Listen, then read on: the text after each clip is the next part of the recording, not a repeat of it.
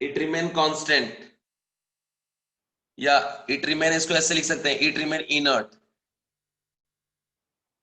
Inert. Okay, अब इसका जो रीजन है,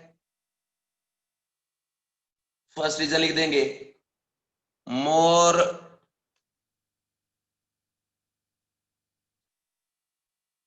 attraction of more attraction on ns electron. दूसरा है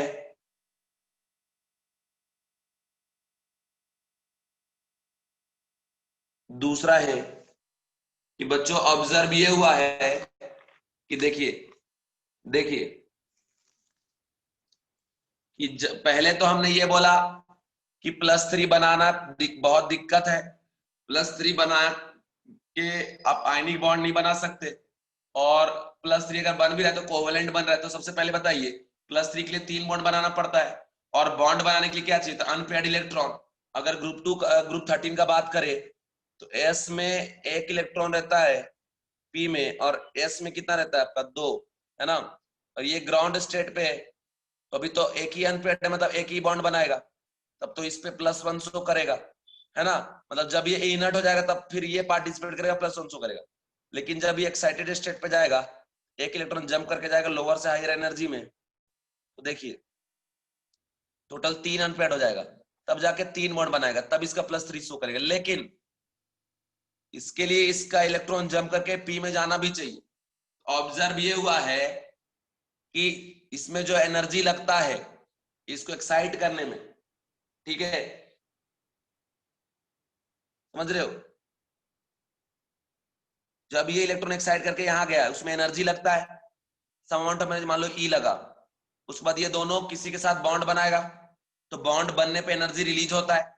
ऑब्जर्व ये हुआ बच्चों कि ये दोनों इलेक्ट्रॉन की वजह से जो बॉन्ड बनेगा, वो बॉन्ड बनने में जितना एनर्जी रिलीज हो रहा है ना, उससे कई गुना ज्यादा एनर्जी यहाँ आपको देना पड़ रहा है, ठीक है। तो एनर्जी लेके क्या हो जाएगा, अनस्टेबल हो जाएगा। तो इस वजह से हम लोग इसको एक्साइट नहीं करते, और ये टेंडेंसी टॉप टू बॉटम जाने पे बढ़ता है। मैं फिर से रिपीट करता हूँ, ध्यान सुनो। मैंने ये कहा कि बॉन्ड बनाने के लिए अनपेयर्ड इलेक्ट्रॉन चाहिए, जितना अनपेयर्ड होगा उतना ही शेयरिंग होगा, उतना ही बॉन्ड बनेगा। ग्राउंड स्टेट पे एक अनपेयर्ड इलेक्ट्रॉन, एक्साइटेड स्टेट पे 3 अनपेयर्ड इलेक्ट्रॉन, उसके लिए इसको एक्साइट कराया हमने। एक्साइट कराने में एक्साइटेशन एनर्जी देना पड़ेगा, तो जो हम एनर्जी दिए उससे 2 अनपेयर्ड इलेक्ट्रॉन जनरेट हो गया और एक्स्ट्रा।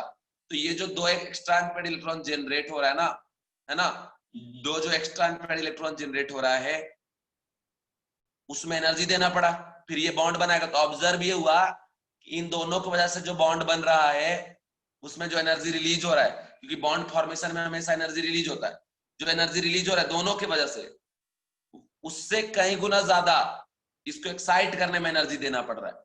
तो नेट एनर्जी तो क्या कर रहा है, फिर एब्जॉर्ब कर रहा है, तो अनस्टेबल हो जाएगा। तो इस वजह से हम फिर कहते हैं कि इसको यहाँ पे छेड़ना बहुत दिक्कत का बात है, इसको यहाँ से एक्साइट कराना बहुत मुश्किल का काम है, इसलिए हम एक्साइट भी नहीं करा पाते। इसलिए बच्चों +1 वाला ही इसका शो करता है। ये हो गया रीजन यहाँ का, ये इनर्ट पेयर के वजह से ही हो रहा है आपका। ओके, यहाँ लिख लीजिएगा सेकेंड में कि energy energy energy required to unpair ns electron is more than two more more than the energy when the additional two bond are formed।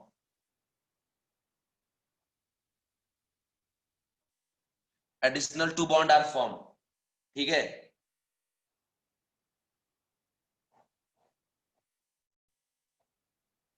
ठीक है, ग्राउंड स्टेट पे, समझ गए, यूजुअली यही होगा आपका, समझ गए। जितने अनपेयर्ड उतना बॉन्ड, ये यूजुअली इसी का हम लोग यूज करेंगे। बट जब ये एक्साइटेड पे जाएगा ना, इलेक्ट्रॉन जंप करके इधर जाएगा तो एक एक और एक, टोटल 3 अनपेयर्ड हो गए यहाँ पे। ठीक है, ये कब, जब एक्साइटेशन पे होगा।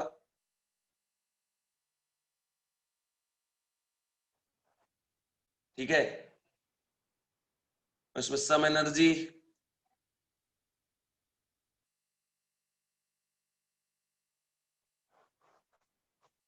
रिक्वायर्ड। समझ में आ गया बच्चों? सारा बात मैंने आपको बता दिया, क्लियर क्लियर बात बता दिया।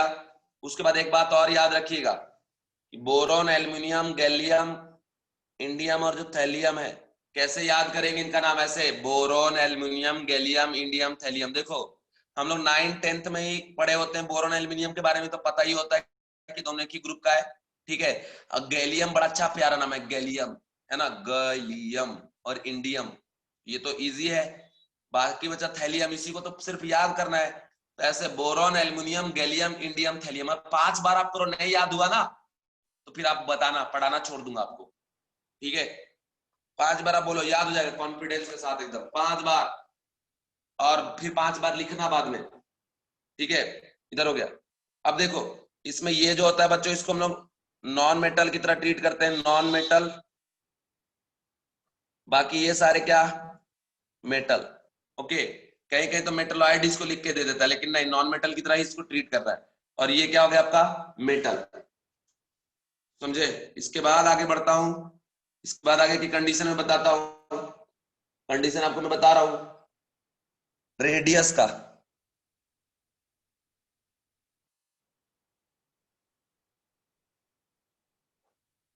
बता दो, रेडियस का ट्रेंड है, सुनो। Previous year JEE advance, JEE advance में चले जाइए, तो ग्रुप 13 से रेडियस का ट्रेंड पूछ चुका है। रेडियस के ट्रेंड के साथ साथ, रेडियस के ट्रेंड के साथ साथ यहाँ पे ऑलरेडी आ चुका है कि बताओ ग्रुप 13 में इलेक्ट्रोनेगेटिविटी का ट्रेंड क्या है। ठीक है, ये तमाम बातें जो है ऑलरेडी जेई एडवांस में बच्चों आ चुका है, और मेंस में भी आया है, नीट में भी आया है, वो मैं आपको दिखाऊंगा जरूर। ठीक है, तो अभी आप एक ट्रेंड पढ़ने जा रहे हो, उस ट्रेंड को ध्यान से समझना, है ना। और ऐसा क्यों होता है, उसके रीजन को भी समझना। ऐसे नहीं है, ऐसे नॉर्मली क्या होता है कि if we move from top to bottom in any group, then radius क्या, इंक्रीजेस। और इसका रीजन क्या होता है कि जैसे हम टॉप टू बॉटम जाते हैं, एक एक्स्ट्रा सेल ऐड होता जाता है ना। समझ रहे हो कि जैसे बोरॉन पे है, बोरॉन से एल्यूमिनियम पे एक एक्स्ट्रा ऐड होगा, फिर उसके नीचे जाएंगे एक्स्ट्रा ऐड होता है, इसी तरीके से एक्स्ट्रा ऐड होते जाता है। तो जैसे एक्स्ट्रा ऐड होते जाएगा, वैसे ही उसका रेडियस बढ़ जाएगा, ऐसा हम लोग समझते हैं। मतलब इसके according boron, aluminium, gallium, indium, thallium, ये होगा रेडियस का ट्रेंड, ऐसा। बट बच्चों ऐसा नहीं होगा, ये गलत है ट्रेंड, ये बात याद रखना। एक्चुअल में हम लोग बोलते हैं कि एक्सेप्शनल है, बट मैं एक बात बताऊं, मैं जब इनऑर्गेनिक पढ़ाता हूं, मैं कभी बोलता ही नहीं कि एक्सेप्शन है। हाँ, लिखवाते वक्त बस बोलते हैं, समझाते वक्त नहीं बोलते, क्योंकि एक्सेप्शन नहीं है। जो साइंटिस्टों ने थ्योरी दिया, उस थ्योरी के जो रेंज में नहीं आया, उसको बोल दिया एक्सेप्शन। तो बेवकूफ बनाया साइंटिस्ट हम लोगों को, और कुछ नहीं। क्योंकि भाई तुमने थ्योरी दिया है, तो तुम बोलो तेरे थ्योरी में गड़बड़ है, थ्योरी में गड़बड़ है, वो एक्सेप्शन नहीं है। तो ये बात था कि ये जो रेडियस का ट्रेंड है, वो नॉर्मल रेडियस के ट्रेंड को फॉलो नहीं करता, क्योंकि उसके गिवन कंडीशन के डाटा पे ये मतलब फिट नहीं हो पा रहा था। ओके, तो ये कंडीशन को जरा ध्यान रखें। अब इसमें मैं आपको जैसे देखो क्वेश्चन एक दिखाता हूं, पहले आज ही जो पढ़ा है, ये जरा देखिए। जेई मेंस 2019 का है, the relative stability of +1 oxidation state of group 13 element, follow order. तो ये देखो बहुत इजी क्वेश्चन है। ठीक है, इधर देखो, इधर समझ गए, +1 अरे यार देखो इधर, +1 का जो ऑक्सीडेशन स्टेट है ग्रुप 13, वो कौन सा ऑर्डर फॉलो कर रहा है, ग्रुप जेई मेंस में आया है। समझ गए, समझ गए बच्चों? उसके बाद ये सब बोरॉन से रिलेटेड क्वेश्चन देखो, 19 में देखो कितना क्वेश्चन है, 1 2 3, हर पेपर में इससे आया था, हर स्लॉट में क्वेश्चन, तो हर स्लॉट में क्वेश्चन आएगा। उसके बाद देखो, देखो इधर electronegativity of aluminium is similar to, बताए थे ना कि आया इलेक्ट्रोनेगेटिविटी से क्वेश्चन। उसके बाद देखो क्वेश्चन, देखो देखो बच्चा, देखो आज के लेक्चर से एक और क्वेश्चन, जेई मेंस 2019 10 जनवरी को आया था, नहीं 9 जनवरी को। Aluminium usually found +3 oxidation state, in contrast thallium exists in +3 and +1 + 3 oxidation state is due to lattice effect, lengthenite contraction, diagonal relationship, inert pair effect। बताओ क्या होगा आंसर इसका, बता दो आंसर क्या होगा, बताओ आंसर क्या होगा इसका, आंसर बताओ। इनर्ट पेयर इफेक्ट होगा ना, तो इनऑर्गेनिक का यही जलवा है, एक्सेप्शन उक्सेप्शन नहीं होता भाई, सीधा है कि कंसेप्ट जानिए, रीजन जानिए, रीजन जानिएगा क्वेश्चन बनेगा, रीजन नहीं पता होगा क्वेश्चन नहीं बनेगा, सीधी बात है, ठीक है। और एक्सेप्शन होता ही नहीं है, एक्सेप्शन नहीं होता, हर चीज का रीजन है, ओके। तो ये बात देखो, ये बन गया। उसके बाद ये क्वेश्चन भी खा जाओ, खा जाओ, अभी मॉर्निंग में भूख लगा होगा, खाओ, बताओ आंसर क्या होगा। The relative stability of +1 oxidation state of कौन सा है, of group 13 element follow the order aluminium, gallium, indium, thallium. तो बताओ, बता पा रहे हो ना भाई, बताओ +1 का स्टेबिलिटी क्या होगा, बढ़ेगा। तो क्वेश्चन जब बढ़ेगा तभी तो एनर्जी आएगा बॉडी में। ये क्वेश्चन देखो B2H6 का स्ट्रक्चर बताएंगे ना जब, तो आप इसका भी बनाओगे, है ना। ये B2H6 इसका बनाना बॉन्ड जो होता है यहाँ प्रेजेंट होता है, इससे सारी बात बताएंगे। उसके बाद एक क्वेश्चन और देखो, ये क्या लिखा हुआ है, ये क्या लिखा है, देखिए इधर 2016 जेई एडवांस। मजाक नहीं करता हूं मैं, कभी झूठ नहीं बोलता पढ़ाते वक्त, क्योंकि ये मेरी जिंदगी है, बहुत कुछ सेक्रीफाई करके टीचिंग प्रोफेशन मैंने चूज किया। इधर देखो अब कि the increasing order of atomic radii of the following group 13 element is, आया है कि नहीं आया, आया है ना, कोई मुश्किल क्वेश्चन तो है नहीं। लेकिन बच्चा लोग क्वेश्चन आ गया और ऑप्शन में अब वो भी प्रेजेंट है जो आपको नॉर्मली लगेगा, कौन सा, कि boron, aluminium, gallium, indium, thallium. तो ये भी मार देंगे, कैसा हो जाएगा, थैलियम, है ना, फिर इंडियम, गैलियम, एल्युमिनियम, ये ए मार दोगे तो गलत हो जाओगे, क्योंकि ये नॉर्मल ट्रेंड को फॉलो नहीं करता। ये देखो क्वेश्चन आया ना जेई एडवांस में, तो वही मैंने बोला कि ये क्वेश्चन आया है जेई एडवांस में। और सिर्फ ये एडवांस में नहीं, नीट में भी आया है, नीट में, नीट में भी आया है, मेंस में भी आया है, सभी फॉर्मेट में आया है, एम्स में भी आया है। तो बच्चों ध्यान से देखो, इनऑर्गेनिक में कैसा है कि आप ऐसा फिजिकल नहीं है ये कि बाद में आपको सॉल्व करना है, ये करना है, अभी सीखना है, अभी याद करना है। बाद में इतना क्वेश्चन प्रैक्टिस कराऊंगा ना, लगभग 500 क्वेश्चन प्रैक्टिस कराऊंगा मैं ग्रुप 13 पे और 14 मिला के, ठीक है। तो आपको पूरा का पूरा रटा देंगे, मतलब भूलोगे ही नहीं कभी जिंदगी में, मतलब बूढ़े हो जाओगे तब भी आपको ग्रुप 13 पूरे याद रहेंगे जो भी पढ़ा दूंगा। देखो इधर ये हो गया। अब देखो इसका ट्रेंड बताता हूं, ट्रेंड, रियल ट्रेंड बताता हूं, देखो ध्यान से देखना। बोरॉन, एल्युमिनियम, गैलियम, इंडियम और थैलियम, ठीक है बच्चों सुनो, बोरॉन एल्युमिनियम में कोई मसला नहीं है, ठीक है, जैसा वैसे ही चलेगा। लेकिन मैंने क्या कहा था कि जब भी डी ब्लॉक इन्वॉल्व होगा और जब ए ब्लॉक इन्वॉल्व हो किसी एलिमेंट के पहले, तो डी ब्लॉक जब इन्वॉल्व हो जाता है तो डी ब्लॉक में इलेक्ट्रॉन तो जाता है डी ऑर्बिटल में, ओके, और प्रोटॉन जाता है न्यूक्लियस में। लेकिन डी ऑर्बिटल का स्क्रीनिंग इफेक्ट बहुत घटिया है, बर्बाद है, बहुत खराब स्क्रीन है ना, स्क्रीन खराब है। स्क्रीन खराब होने के वजह से ये जो है, ये पॉजिटिव चार्ज को अच्छे से रोक नहीं पाता है।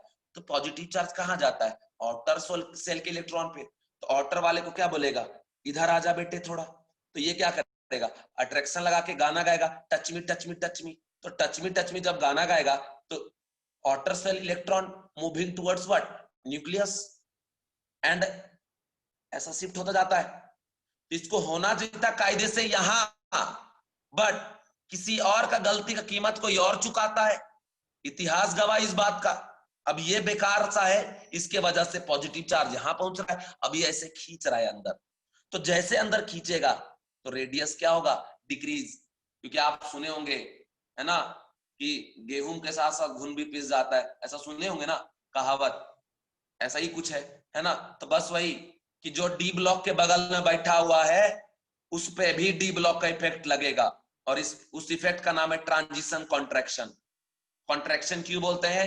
क्योंकि साइज कॉन्ट्रैक्ट कर जाता है, इस वजह से बच्चों हम लोग बोलते हैं कॉन्ट्रैक्शन। तो इसके वजह से देखो, कायदे से जहां रेडियस होना चाहिए था गैलियम का, वहां नहीं होकर डिक्रीज हो जाता है।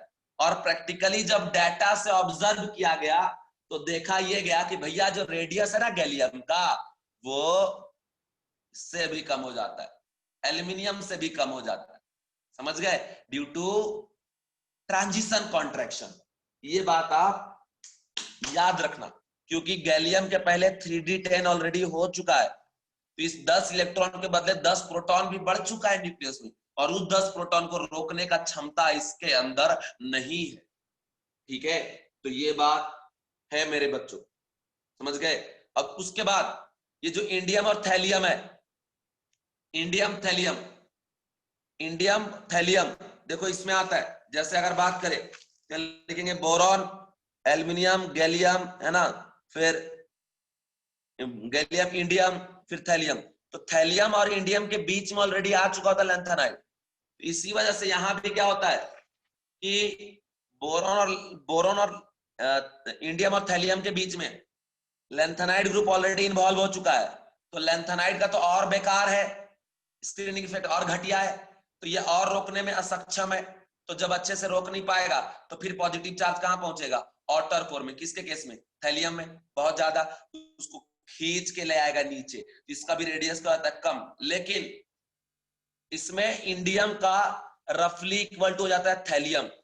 बट बच्चों अगर ट्रेंड वाइज पूछे तो ट्रेंड में हम लोग इंडियम से ज्यादा ही लेके चलेंगे थैलियम का, थोड़ा सा ज्यादा। लेकिन प्रैक्टिकली के पूछो, बताओ इंडियम और थैलियम रफली इक्वल है? तो यस इक्वल है, but due to lanthanide contraction. ये ऐसा क्यों हुआ, ऐसा कांड यहां क्यों हुआ? तो ड्यू टू ट्रांजिशन कॉन्ट्रैक्शन। समझ गए क्या? क्योंकि जो उसके बाजू में बैठा है उस पे तो लगना है, लेकिन ये जो चीज है ना, ये ग्रुप 14 पे नहीं लगता।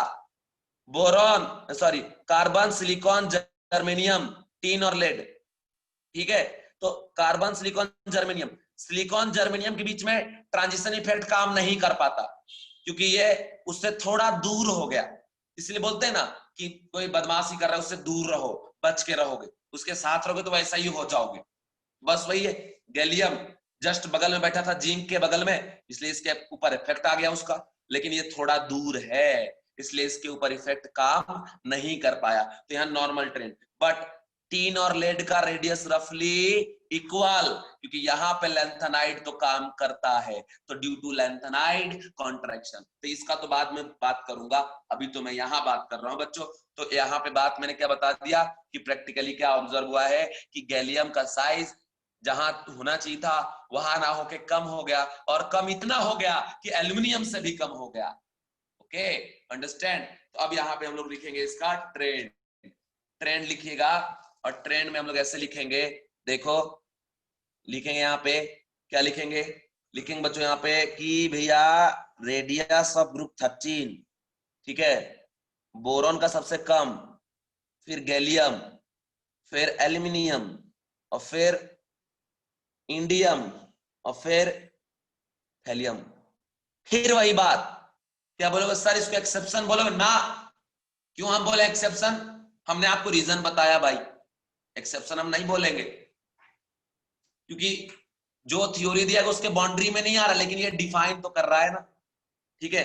बट हाँ लिखते वक्त लिख देते हैं एक्सेप्शन, ठीक है, कि नॉर्मल ट्रेंड को ये फॉलो नहीं कर रहा है, तो exception according to scientist, but realistic में ये एक्सेप्शन नहीं है, बेवकूफ बनाया गया हम लोगों को। साइंटिस्ट ने अपने थ्योरी से इसको डिफाइन सेटिस्फाई नहीं कर पाया, तो उसकी थ्योरी ही गलत होनी चाहिए थी। बट हम लोग ऐसा नहीं कहते, हम लोग एक्सेप्शन का नाम दे देते। तो ये हुआ रियल ट्रेंड, इसको याद रखिएगा। यहाँ याद रखिएगा ड्यू टू ट्रांजिशन कॉन्ट्रैक्शन, ठीक है। और इंडियम और जो थैलियम है ये ड्यू टू क्या आपका? Due to lanthanide contraction, due to length. यहाँ पे कुछ इफेक्ट तो नहीं दिख रहा, लेकिन याद रखिएगा कि रेडियस इंडियम और थैलियम का रफली क्या होता है ना, इक्वल होता है। जहां होना चाहिए था वहां पे ये नहीं है। अभी हम लिख तो दिए हैं ऐसे, लेकिन रफली इक्वल होता है दोनों का रेडियस, ठीक है। समझ गए? तो याद रखिएगा ये यहाँ पे क्यों होता है, क्योंकि कंप्लीट है इसका 3d10, कंप्लीटली फिल्ड है 3d10 सबसेल कंप्लीटली फिल्ड। ठीक है, ये कंडीशन आप याद रखना। आप देखो बनाओ क्वेश्चन भाई, थ्योरी पता रहेगा तो कहां नहीं बनेगा।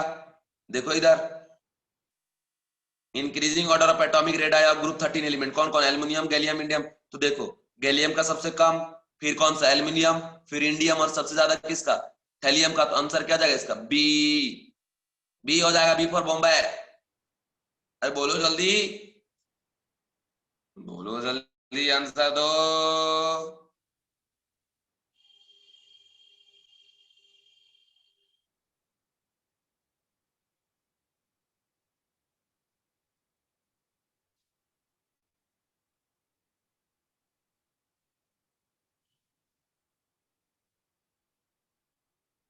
देखो ये भी पढ़ा दिए थे ना आपको कल, H3BO3 के बारे में कल पढ़ाए थे ना, H3BO3 के बारे में कल बताए थे ना।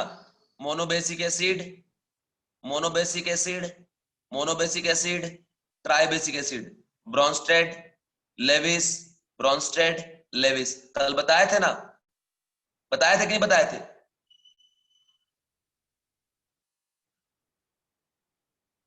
ये देखो ये भी जेई एडवांस का है ना, 2003 में आया हुआ क्वेश्चन है, सब आएगा जो पढ़ाएंगे डायरेक्ट। ठीक है, समझ गए? तो ये कंडीशन आप याद रखना। चलो अब आगे बढ़ते हैं, आगे बढ़ते हैं। यहाँ पे काम खत्म हो गया अपना, रेडियस का ट्रेंड मैंने आपको बता दिया, समझ गए बच्चों? तो ये कंडीशन भी मैंने आपको बता दिया। ठीक है, ऐसा क्यों हो रहा है?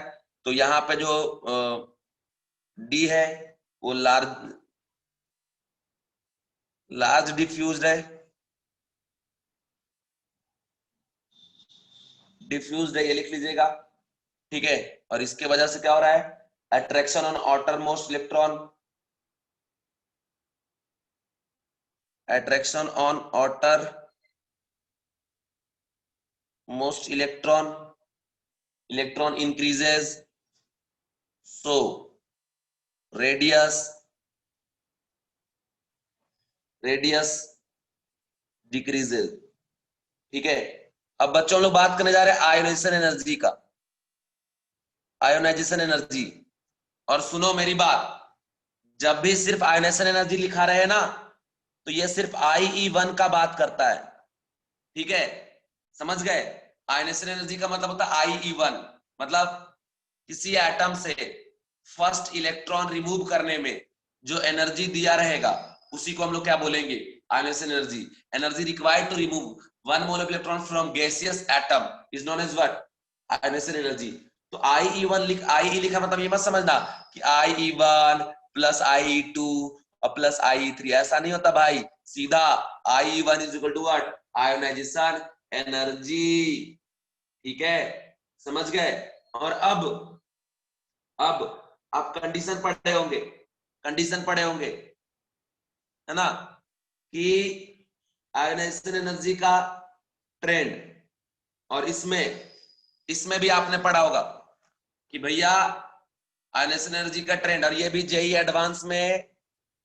एडवांस में मेंस में नीट में आ चुका है एग्जाम में। ओके, और आते रहता है, इनऑर्गेनिक में क्वेश्चन रिपीट होते रहता है।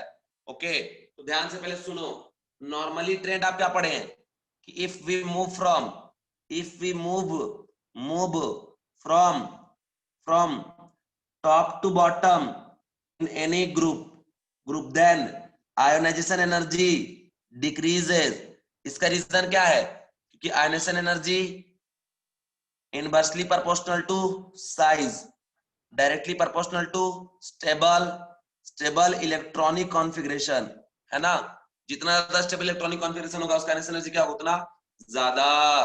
बात समझ में आया क्या, समझ में आया?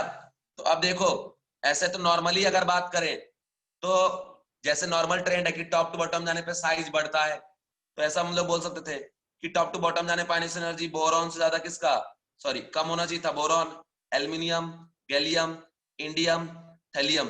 बट ऐसा नहीं होगा क्योंकि ये नॉर्मल रेडियस के ट्रेंड को फॉलो नहीं करता। अब अगर नॉर्मल रेडियस के ट्रेंड को फॉलो नहीं करता है तो भैया भैया सीधी बात है कि इसका आयनेशन एनर्जी का ट्रेंड भी नॉर्मली डिसाइड नहीं हो पाएगा। समझ में आया? क्योंकि इसके साइज में गड़बड़ है। ओके, तो इस वजह से अब देखो फिर क्या ट्रेंड होगा, फिर क्या ट्रेंड होगा, फिर क्या ट्रेंड होगा, ध्यान से देखिए, ध्यान से मेरी बात सुनना, ठीक है?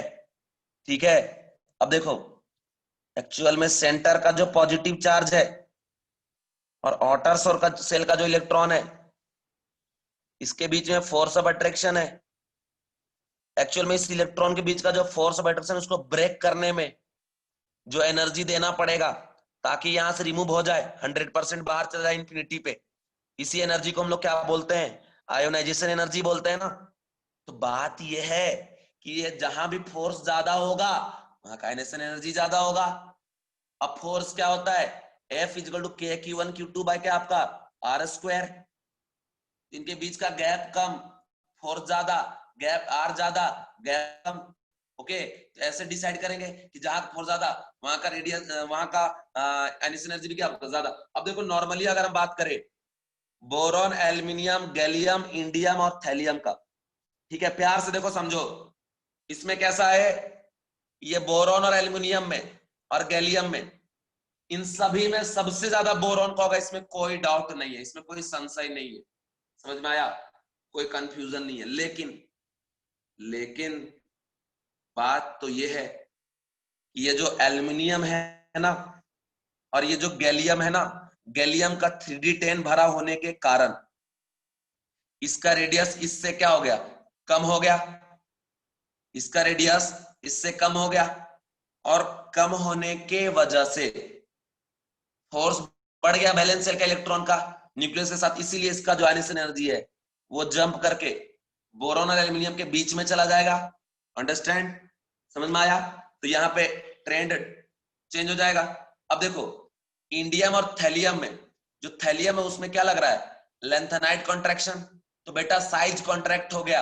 और हम बार बार बोले आपको कि इंडियम का साइज रफली इक्वल टू क्या होता है, थैलियम। तो दोनों का साइज बराबर है, तो आपके मन में आएगा कि क्या सर, तो फिर इसका आयनेशन एनर्जी भी बराबर होगा। नहीं बेटे, आयनेशन एनर्जी इसका बराबर नहीं होगा। क्यों नहीं होगा? इसलिए नहीं होगा कि दोनों का साइज तो बराबर हो गया, मान लो रफली इक्वल, और ट्रेंड में इसका ज्यादा मानते इसका कम। ओके, तो फिर फोर्स में क्या होता है, F equal to K Q one Q two by क्या आपका आर स्क्वायर। अब जिसके न्यूक्लियस में मैग्नीट्यूड वाइज पॉजिटिव चार्ज ज्यादा होगा उसमें फोर्स ऑफ अट्रैक्शन भी तो ज्यादा लगेगा ना, रेडियस अगर सेम है तो। अब देखिए यहां से यहां जाते हैं तो 32 इलेक्ट्रॉन का गैप है, तो इसके न्यूक्लियस में 32 प्रोटॉन ज्यादा होगा कंपेरेबल टू दिस इंडियम। सो उसके वजह से नेट पॉजिटिव चार्ज ज्यादा होने के कारण जो मैग्नीट्यूड ऑफ फोर्स है बिटवीन आउटर सेल इलेक्ट्रॉन वो इससे ज्यादा हो जाता है। तो यहां से इलेक्ट्रॉन निकालना मुश्किल है कंपेरेबल टू इंडियम। तो मतलब थैलियम का आयनेशन एनर्जी ज्यादा होगा कंपेरेबल टू इंडियम। ओके, समझ गए? Because in case of thallium 4f14 electron completely filled, ठीक है, and due to more diffused structure of this f orbital and poor shielding effect, poor आप कह सकते हैं स्क्रीनिंग इफेक्ट, लेंथेनाइट कॉन्ट्रैक्शन यहां लगने लगता है। तो due to lanthanide contraction and transition contraction की वजह से इस आयनेशन एनर्जी के ट्रेंड में भी कोई यूनिफॉर्मिलिटी नहीं होता है। ये भी होगा कैसा, तो देखो बोरॉन का सबसे ज्यादा, गैलियम इंडियम में कांड हो गया, तो बताए थे कि कांड करने वाला कौन है, गैलियम, इसलिए आ गया गैलियम। ठीक है, उसके बाद क्या आ गया, एल्यूमिनियम। ठीक है, और आपको बताए थे इंडियम थैलियम में, थैलियम पहले आ जाएगा और इंडियम एंड में आएगा। क्यों ऐसा, तो due to LC lanthanide contraction, due to TC transition contraction. Okay, समझ गए? और सीधा याद कि थैलियम में 4f14 है ना, 4f14 कंप्लीट होता है पूरे तरीके से, 4F14। ओके बच्चों, अब देखो 4F14 इज फिल्ड, ठीक है, मोर डिफ्यूज्ड,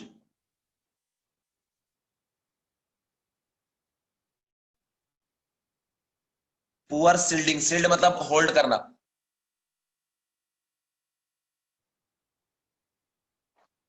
पुअर सील्डिंग। ओके, ये हो गया। इसी का नाम हम लोग क्या देते हैं, लेंथेनाइड कॉन्ट्रैक्शन, ठीक है ना। ये कंडीशन आ गई, ये जो पूरा चल रहा है due to what, lanthanide contraction. अब मेरी बात सुनो, मेरी बात क्या कहता है कि ये ट्रेंड आपको याद हो गया होगा, याद हो गया, क्लास में याद हो गया, बोरॉन का सबसे ज्यादा, फिर गैलियम, ठीक है, फिर एल्यूमिनियम, फिर थैलियम और इंडियम, इंडियम का सबसे कम, ठीक। इसके लिए कार के टेक्निक बताता हूं,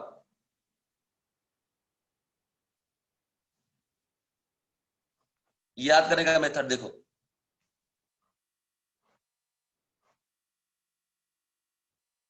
ये ग्राफ को याद कर लेना, आने से एनर्जी पूरा कंप्लीट हो जाएगा।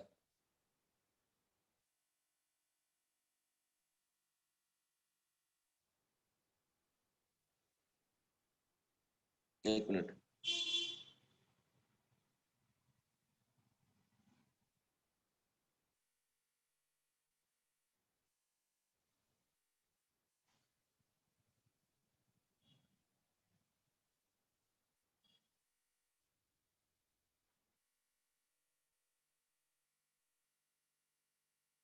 नहीं नहीं, रहने दो रहने दो, बाद में बता दूंगा इसको। ये लिख लिए इसको लिख लिए बच्चों, ट्रेंड को आपने लिख लिया,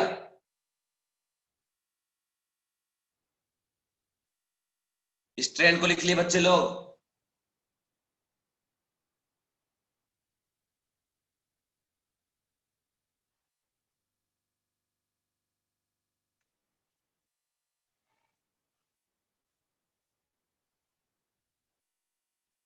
लिख लिए, बोलो जल्दी से।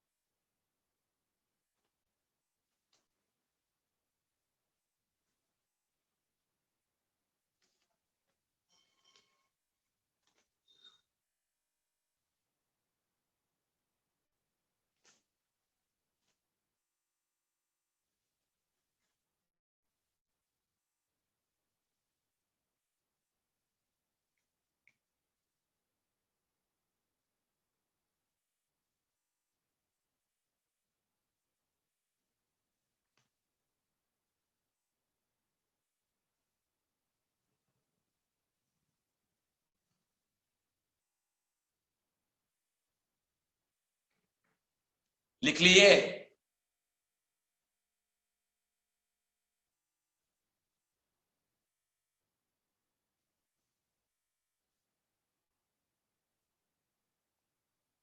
इसमें एक चेंजेस करना है बच्चों थोड़ा सा, है ना। चेंजेस ये करना है, ये जो थैलियम होता है ना,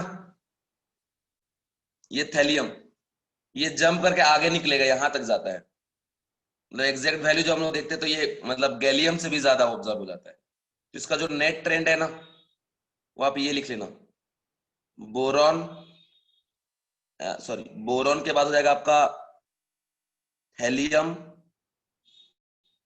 फिर हो जाएगा आपका गैलियम, फिर एल्यूमिनियम, एंड फिर इंडियम, ये नेट ट्रेंड।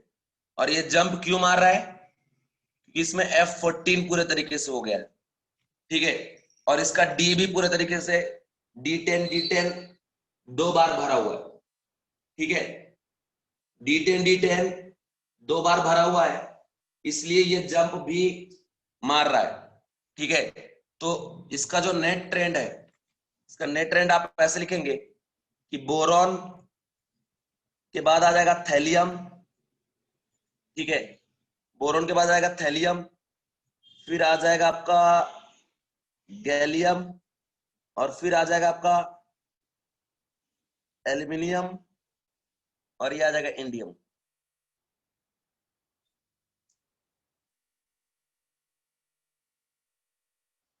एनर्जी, ठीक है। ये यहां पे जंप मार के क्यों आ रहा है? तो due to lanthanide contraction, energy का वैल्यू। लेकिन कहीं कहीं जाओगे ना तो आपको ये ट्रेंड लिख के दिया रहता है, आपको सिर्फ ये ट्रेंड के हिसाब से नहीं चलना है, आपको ये नेट याद रखना है, ये, ठीक है। और इसको याद रखने का तरीका क्या है? तो याद रखने का तरीका सीधा सा है कि आप इसमें लिख लीजिए आयनिस्टाइन एनर्जी, ठीक है, वर्सेस एटम है, ओके। इसमें हम